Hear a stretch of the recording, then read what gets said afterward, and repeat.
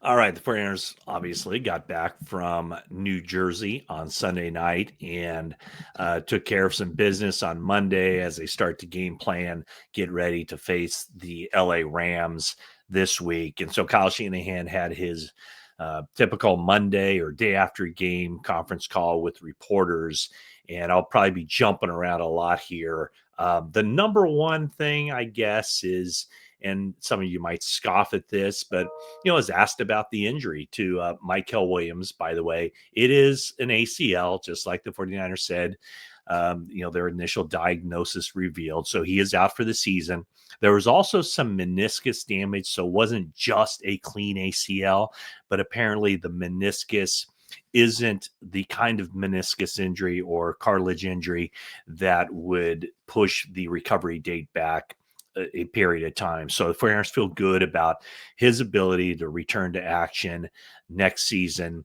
I think I talked about this after the game, is that like the biggest disappointment is just, he'd been through 9 games, almost 9 games with the 49ers. And when you think about a rookie and just the learning that takes place, the development, the experience, that's what Michael Williams will be lacking this year for those final 8 games of the season. Just, working on the run game, working on the passing game, and just getting better, and then applying everything that was learned into the offseason of film study and getting sharp mentally and physically, and having gone through a full NFL season, getting the body right for that second year. So that's what he'll be lacking this year. But, Michael Williams are expecting a full return from him. The Bosa ACL was a clean ACL, so a better time frame for him to return. And then, as horrendous and gruesome and grotesque as the Fred Warner injury was, with the dislocated and fractured ankle, 49ers believe that he can make a very quick return, about 3-month timetable. So he should be ready to go during the offseason. So Michael Williams, the injury was confirmed to be the ACL season ender and all that. I'm probably just going to hop around a little bit. Oh yeah, what I wanted to say was the trades. Does the injury to Michael Williams increase the possibility that, hey, now they have to make a trade? And Shanahan completely poo-pooed that. He just said, no, that doesn't change anything. The personnel department, John Lynch, they're just working around the clock on different possibilities for trades. But that doesn't mean like, oh, now the 49ers are more urgent. They're more desperate to make a trade. If anything, now this is me talking, if anything, not having Michael Williams pushes them just one notch further down on how good this team can be for the rest of the season. So, again, as I've talked about on many platforms, I just don't think the 49ers are in a position to be giving away resources for the future for a player that can only help them this year. So that is one thing to keep in mind. Of course, I also could be completely wrong on that, but it just seems to me that kind of what is more off the table would be a half season rental.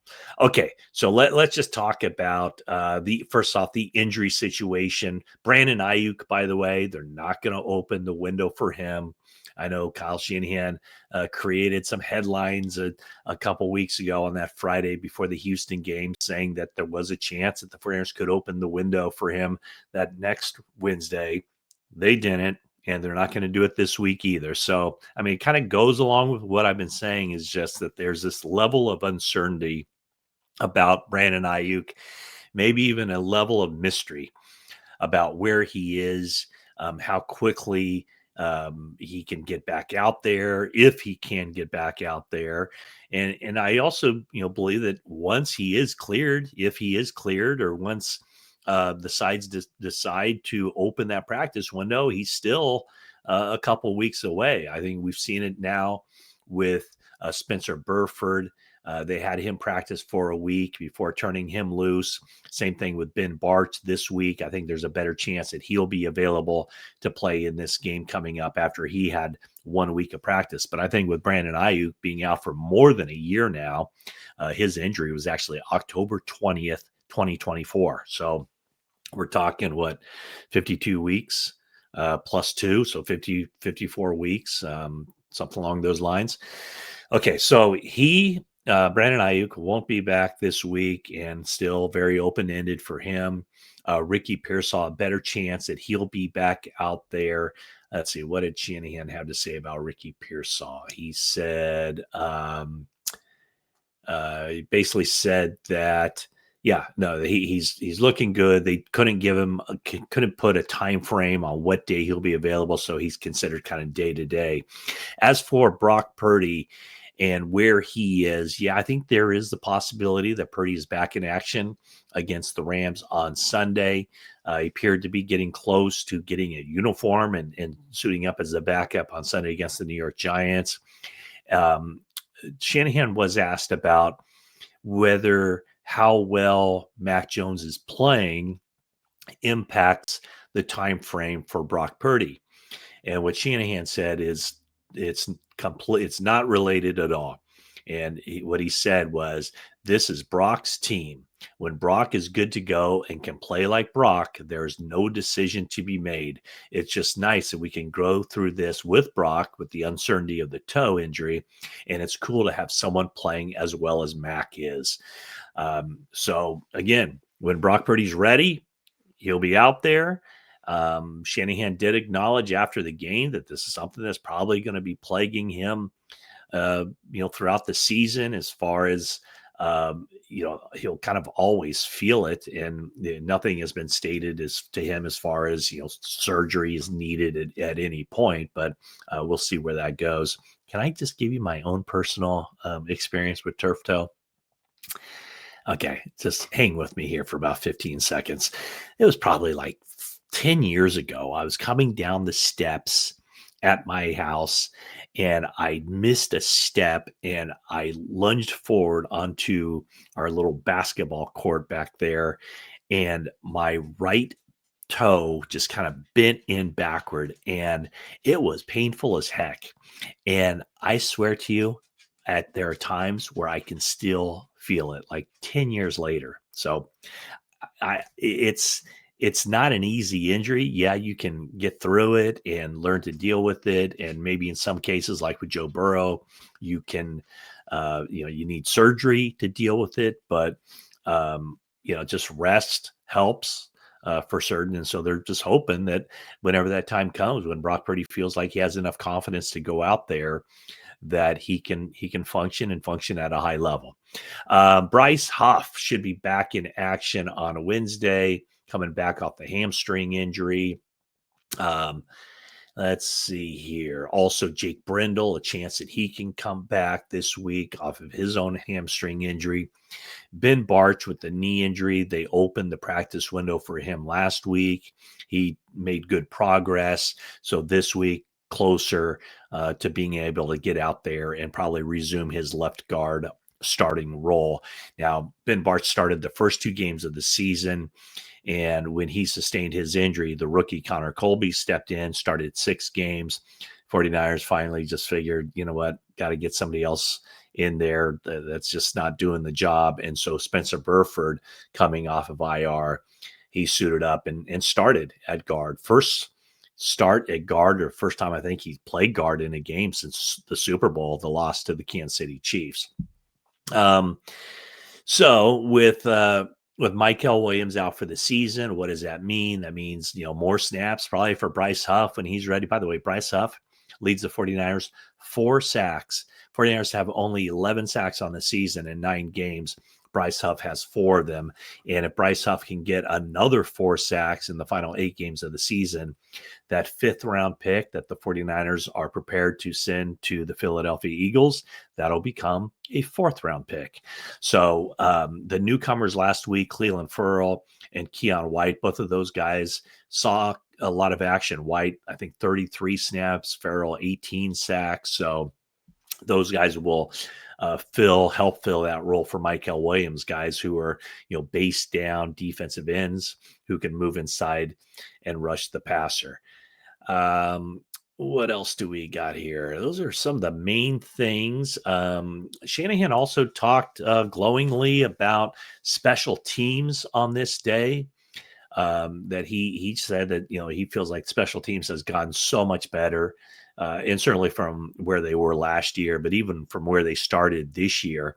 And he talked about just basically all over the return game. Brian Robinson having some long returns, Sky Moore maybe a little bit iffy back there on punts, but he's been sure-handed, hasn't turned the ball over. He said that the returners are getting better, the punter, the long snapper, and of course the kicker. So the punter, Thomas Morstead, long snapper, John Weeks, and the kicker, of course, Eddie Pinheiro.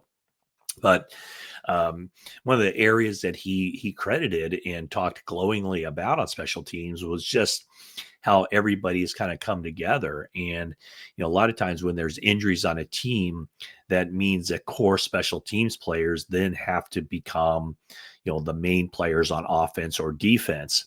And because the 49ers have had so many injuries, it's also meant a revolving door of the players who are being counted upon to play a lot on special teams. And so that kind of moving target there, the moving parts for the 49ers has been something that Shanahan highlighted as something that's really been good for the special teams coalescing and coming together.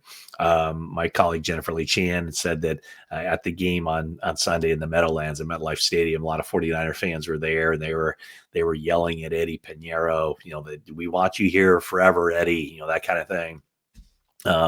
Jennifer asked Shanahan about the possibility of a long-term contract for Eddie, a multi-year extension for him before he becomes a free agent in the offseason.